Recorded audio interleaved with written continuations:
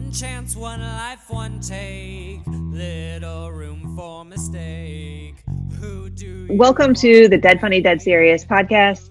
This is the 30 End of Life Doulas in 30 Days series. My name is Mitzi and I'm your host today. Today, our End of Life Doula is Michelle Stokotelny. I already got it wrong. Stokotelny. Michelle, welcome to the show. Hi, thanks for having me. Yeah, it's great. Michelle is joining us from Canada today, from Winnipeg, Canada. We are just going to go straight into it. Why did you become an end of life doula, Michelle? Well, I've been working with people in grief for nearly 20 years. And one of the things I've noticed during that time is just the immense amount of guilt, regret, frustration, anger that they felt in their grief. And while those are also very normal aspects to having grief, based on their stories, what they told me, what they were going through, their thoughts, I found that, many of those issues could have been potentially dealt with or focused on or faced while their loved one was still alive. And between that as well as spending time with loved ones who were dying and being there for them and supporting them on their journey, it's just been a passion of mine to work towards helping people live a good life and also work towards having a good death. It sounds like a little bit of that when you're dealing with people that are already in the grief stage, but they have unfinished business. Yeah, you definitely call it that because, they want so much to revisit what they said or what they did or what they think they didn't do or what they didn't say.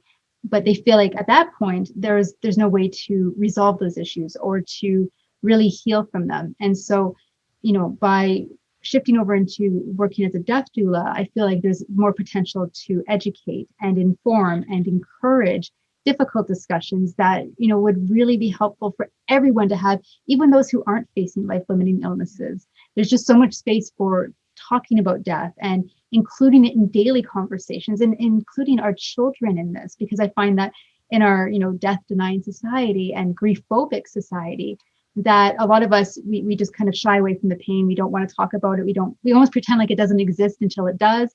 And then when it does, we have no idea how to deal with it. And the discomfort that people feel being around a grieving person, that's something that I think has a great potential to change. There's so much room for us to learn how to be there for people who are grieving, or even to be there for those who are dying without that huge level of discomfort, feeling like we need to fix something. We constantly, that's our go-to, is to try to fix.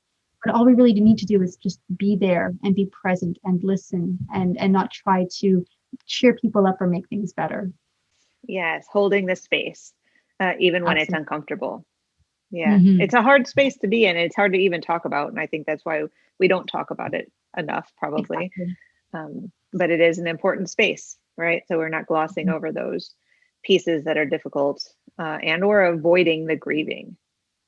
Exactly. It happens all too often. And then all of a sudden it comes out 10, 20 years later and people are blindsided by it. And it's almost like they enter into that raw, deep state of early grief, because it was avoided for so long by keeping too busy, by focusing on other things, instead of going deep and just allowing it to be and being present with your grief. That's really huge, and allowing it to take place. Yes. Right. Unprocessed grief will come back. Absolutely. How it's going to look, one way or we don't another. know. Yeah, we don't know. I often joke that I think that road rage is unprocessed grief. Oh, I wouldn't doubt it. I don't know if that's real. I'm just, you never know, but it could easily be. It's like, you're just grieving. Like, are you okay? I don't know. I don't say that to them because road rage. But okay, so tell me a little bit. Your business is the Spirit Guided Path up in Canada. And I know that you didn't finish your training last year and it was a rough year. We are recording this in, early 2021. Can you tell us a little bit about how you became a death doula? Yeah, well, way back in 2003, I completed my counseling training. So that's where a lot of, that work came in. And in January of 2020, I finished training with Douglas College, who is situated out of British Columbia in Canada, but they have the courses all over the nation. So I finished that last January. And then in addition to that, I've taken the compassionate care course with Palliative, Manitoba. I'm a volunteer. I do telephone bereavement services, often, obviously pre and hopefully post-pandemic, we're there for the dying to visit and be with the families, but unfortunately we can't do that right now. And in addition to that, I love to learn. And so I've taken online dementia care training through the Toronto Alzheimer's Society last year, as well as I'm enrolled and starting to take the LEAP program by Palliative Canada. And even just this weekend, I'm really enjoying this course called Being with Dying that's offered by the Upaya Institute and Zen Center. It's been absolutely amazing. I just love to learn. I read all the time about how to be there for the dying and so many different perspectives. There's so many great books written on this, and I can't recommend them enough. One, can you clarify what the LEAP program is? So that is a program through Palliative Canada that, they actually focus on how to really be a support to those who are dying. So really in palliative care versus maybe it's not so much directed for death doulas. A lot of physicians will take it, a lot of nurses, social workers, anyone that works in the realm of death care should take this program. Though it is, somewhat medically based, there's a lot of good information, especially being a death doula. Being comfortable and understanding the process of active dying can really be a help, especially for new death doulas who maybe haven't been with someone who's in active dying. And, you want to be a support to the family who may react to certain, signs or symptoms that their dying loved one might endure during that time. And so this is a great program to help you become not just aware of it, but to become more confident with the process of active dying. Excellent. And one of the things I love about it most, one of the things I actually wanted to say I loved about it most was that they really say that palliative care shouldn't start, obviously, like when someone is in the last 6 months of their life. It should start the moment that they're enduring any type of life-limiting illness or even just a chronic illness. It doesn't have to be life-limiting to start being connected with palliative care, to have that support throughout those changes in your life. Palliative care has a space and everyone needs to talk about it more and really soften that conversation about palliative care, because it is so excellent. That I have a personal experience where when my stepfather was ill and they were choosing what to do with this illness, and I was out of town, I lived in a different state, and so I asked my sisters, I'm like, ask for a palliative care consult. And the doctor came in and said, how did you know to ask for me? Wow.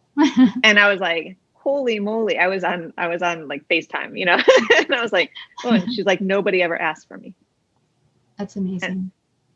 And so it's really important to have this conversation. So thank you for bringing that up. And LEAP sounds like an amazing program. And if that's online, everyone should take it. And if I can find that link, I will put that on our resources, because yes, really important, right? For the death doulas to know what active dying looks like, right? It helps reduce the anxiety in a room if you have some answers. You did a lot of training. You've been working with grief for quite a while. And thank you for sharing all the trainings that you went through. So what are the challenges now? I mean, you did a lot of this training online. So what have the challenges been? Well, I mean, the learning has been great. I can't recommend it enough. I've really been grateful to have the opportunity to spend more time learning and gathering information and resources. That's one of the things I can't recommend enough to all death doulas. Have your resources ready and available so that, if they need a referral to anyone. I'm also an animal companion death doula. I work with animals and humans, so that's fun. And so, for instance, I'm hosting a Zoom session next week about companion animal death care, because we have a veterinarian who will come to your home and help with the vigil and other plans. And then we have someone who offers aquamation, which isn't even available for humans here yet in Manitoba. So, having those conversations and allowing people to know what other options there are, that is a great thing to have as a death doula. Resources, options, and information. You just can't have enough of it. Other challenges, of course, during the pandemic is that we cannot, most of us cannot be with the families right now. So that has been difficult. So I'm hosting online death cafes and offering grief circles, just for, not to replace, obviously like supportive grief counseling or therapy, but to have a safe, welcoming space for people just to talk about their grief, to have a space to be heard, which is one of the biggest things I think as a griever is to be heard. And that's something I've had personal experience with very recently. And being that griever, that person on the other side of grief and enduring it myself, I found, wow, do a lot of people not want to be around someone who's grieving, and do they not know what to say? So there's a lot of room there for working on that.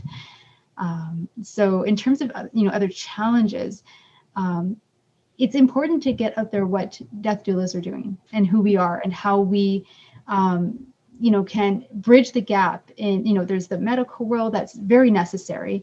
There's the supportive world for counselors and therapists that's very necessary, but we need some, that other person that's in there helping the families as a non-medical support that helps them to plan and prepare. Advanced care planning is something that people say we should do, but very few actually do it until they need to. And sometimes by the time they need to, it's too late. And so they don't have their person chosen. In my province, we have a healthcare directive that states your proxy who can make the healthcare decisions for you. But unfortunately, all too often, by the time that someone needs that, they haven't assigned that person. And so it actually creates a great difficulty for the family. I cannot recommend advanced care planning enough. In Canada, we have something called Speak Up, which you can get a little booklet or you can do it online. It gives you everything that you need to advanced care plan, the information that you need, so that your family isn't left either fighting about it or worried that they're making the wrong decisions or that they're doing something or making a choice that would really go against what you really wanted.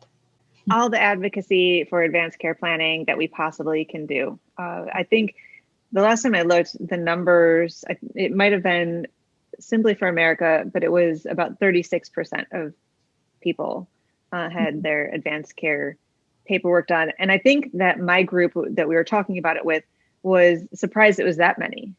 I actually am surprised too. Yeah.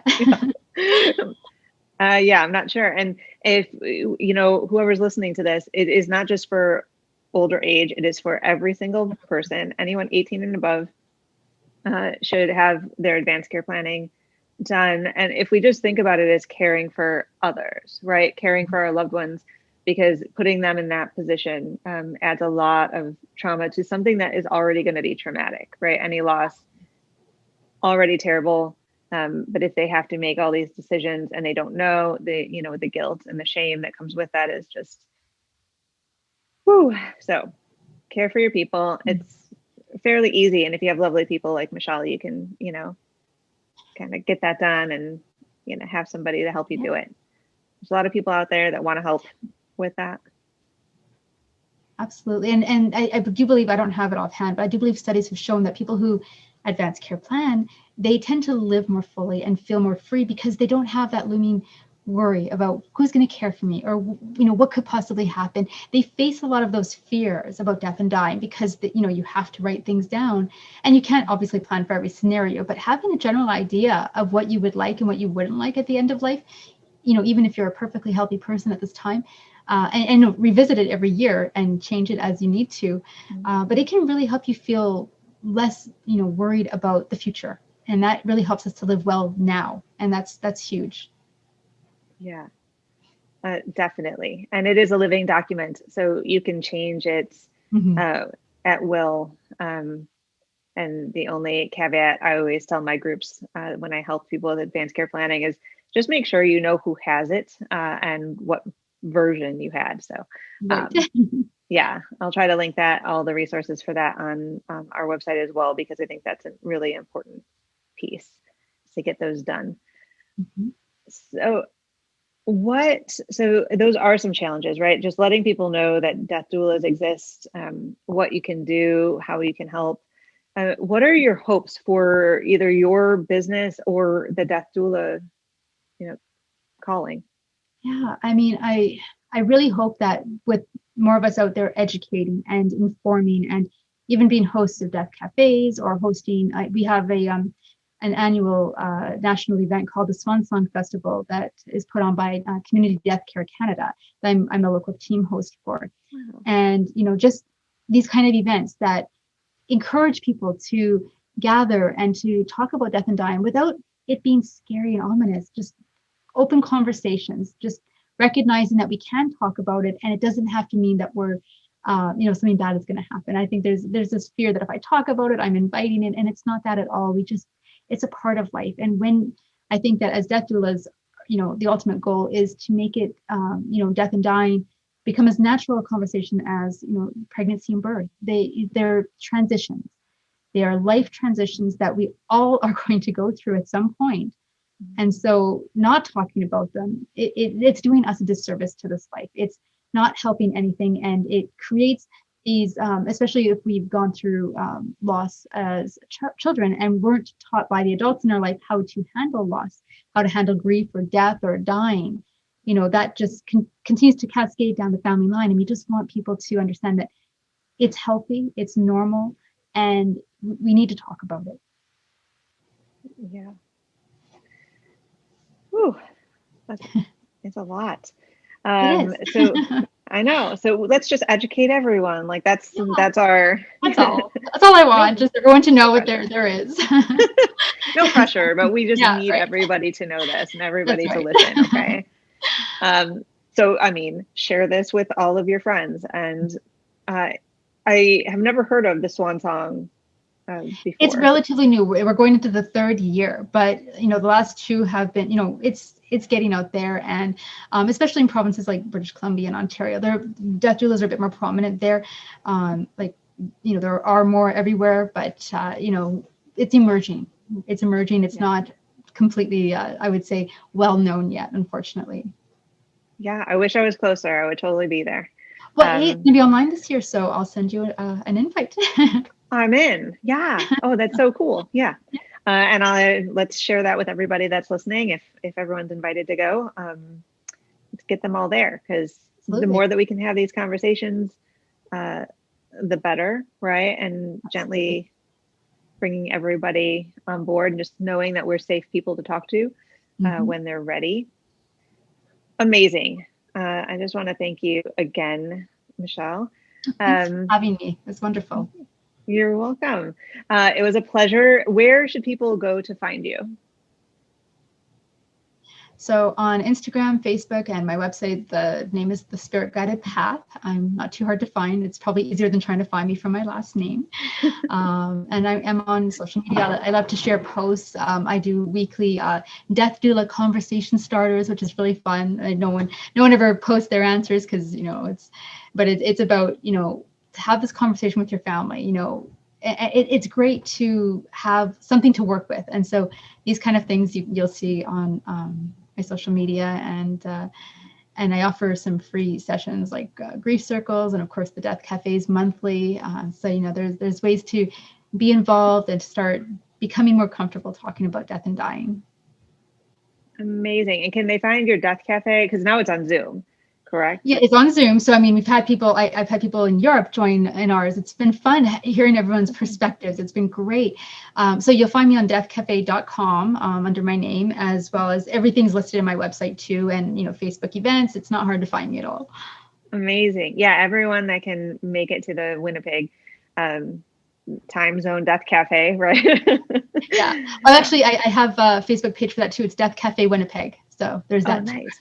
Yeah. Everyone go over there and like that page, and like Michelle over on all of her social media accounts, and visit her website. And all those little tidbits will be in the show notes. So thank you again, Michelle, for being here and sharing your why. And to all of the listeners of this podcast, thank you so much for listening. If this conversation brings value to you, it would mean the world if you liked it, commented, shared, whatever you got to do, because it tells us to make more content like this. And that is all. And we will see you in the next